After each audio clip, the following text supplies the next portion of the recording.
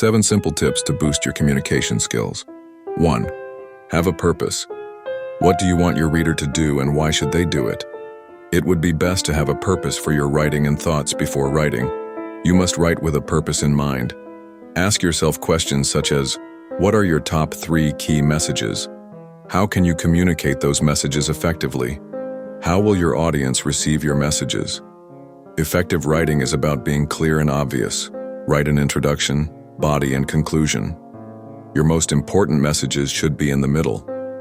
Simplicity is key. Some communication can be unnecessarily complex. Maximize every word you write. Simplify your words because clarity is the foundation for effective communication. Don't make your audience work because you use jargon, buzzwords, and industry acronyms. Don't let your readers scratch their heads after reading your written communications. You don't need fancy words or poetic sentences to seem wise. To keep messages simple, use bullet points, highlight keywords or phrases, and divide up long sentences and paragraphs. Delete adjectives and adverbs and cut transitions that don't add value. Use specific words and phrases. Details matter because good writers know when to be specific. Be specific when naming people, describing action items, and setting deadlines. The value of writing depends on the quality of the details. To be a better writer, paint a picture in the reader's mind. Specific words provide a purpose, produce clarity, and lay out a story through imagery. Organize your thoughts. Is your message easy to follow? Write an outline before you write an entire email or article. Figure out your main points and subpoints of those main points.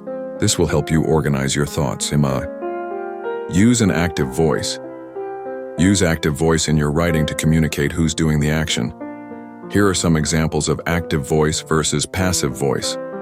Jill moderated the meeting, active voice. The meeting was moderated by Jill, passive voice. The dog bit the man, active voice. The man was bitten by the dog, passive voice.